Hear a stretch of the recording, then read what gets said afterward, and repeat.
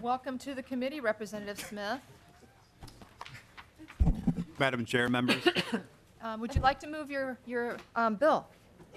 Yes, Madam Chair, I move DE3 to get the bill in the shape that I Okay, like we're it, going to please. move the amendment first. Any discussion on the DE3? Representative Smith, what's the DE3 doing?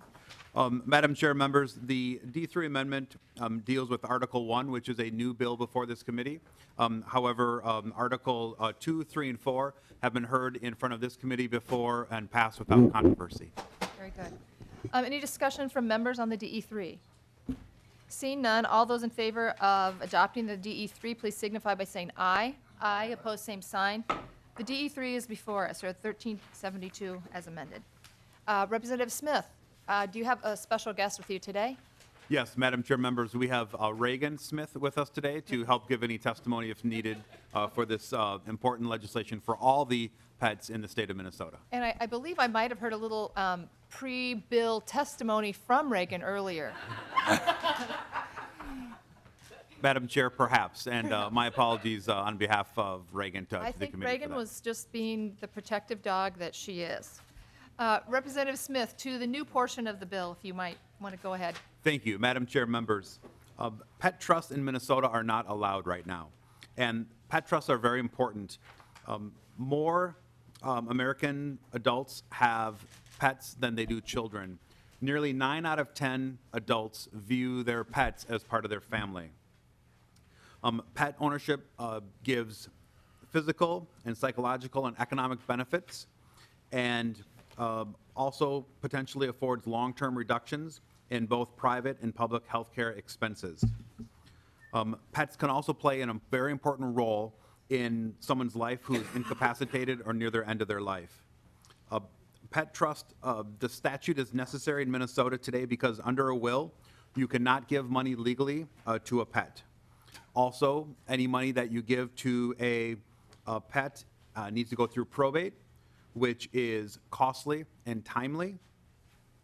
Furthermore, wills are only effective at the death of the individual, of the testator, and if someone becomes incapacitated, those funds are not available for the care of the pet. And I have some expert testimony to give as well, Madam Chair. Well, very fine. Thank you for being here. Please state your name for the record and go ahead with your testimony. Thank you, Madam Chair. Brian Lake of a solo practice law firm. I also represent the State Bar Association. The probate and trust law section of the bar is supportive of this legislation.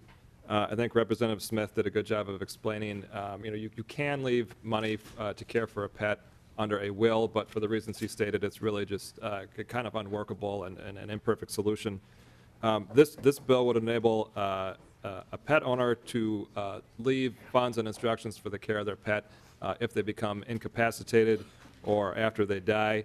I think it's important to note that the funds must be at a reasonable level for care of the pet. This is not something that people can use to stash away millions of dollars. The trust expires at the death of the pet, and then the funds would go to the testator's heirs. Also, this is not something that can be used to hide money, protect money for medical assistance purposes. DHS can still access money that's in it, even if it's an irrevocable trust. And the final thing I'd note, Madam Chair, is we are the only state that doesn't have a pet trust statute.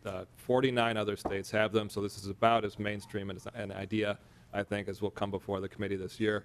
And I would say, in addition to Reagan, the bill is also supported by my 3 dogs, Frankie, Vita, and Rasta.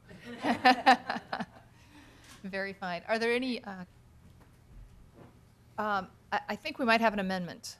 Representative Zerwas? Madam Chair, I think we have an amendment that can be passed out. If you'd be willing to waive the 24-hour rule, the amendment would retitle the bill the Mittens the Kitten Act. And I think it would be appropriate for Representative Smith's bill. I think this is very important legislation, and the importance should be reflected in the title. Mittens the Kitten.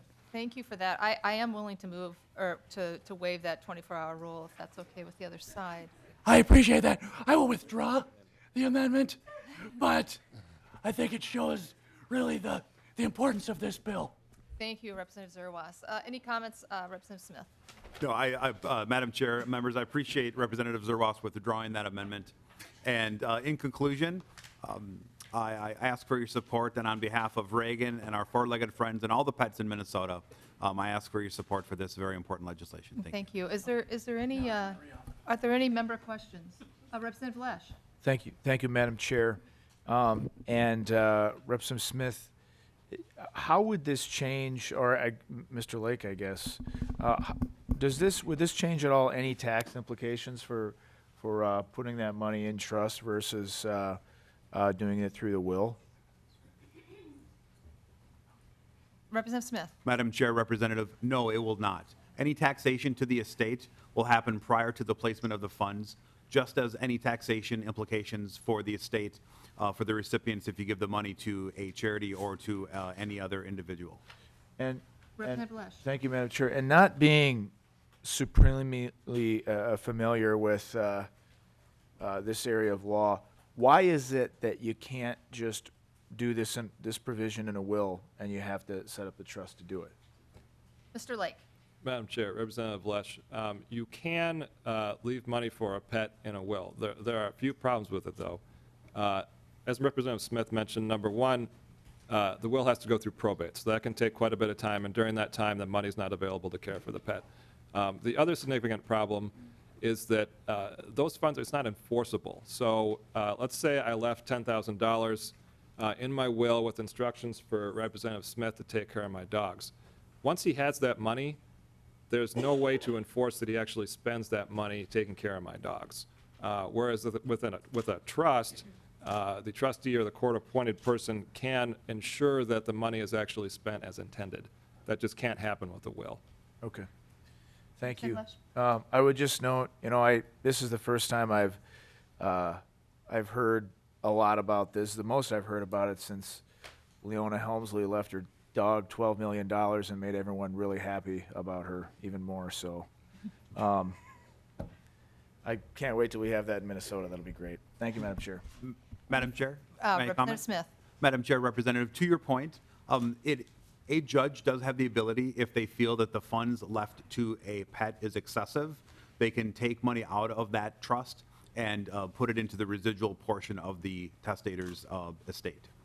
So we would not have that scenario in Minnesota that you alluded to. Any other member questions? Is there any, Representative Hillstrom? Thank you, Madam Chair. So is that currently the process in law, or is that part of what you're setting up here? Do we do that in any other area of trust law? Mr. Lake or Representative? Madam Chair, Representative Lake. Hillstrom, I'm uncertain about other areas of the trust code, but it is specifically in this bill at lines 2.33 and 2.34, where the court can determine that the value of the trust property exceeds the amount required for its intended use.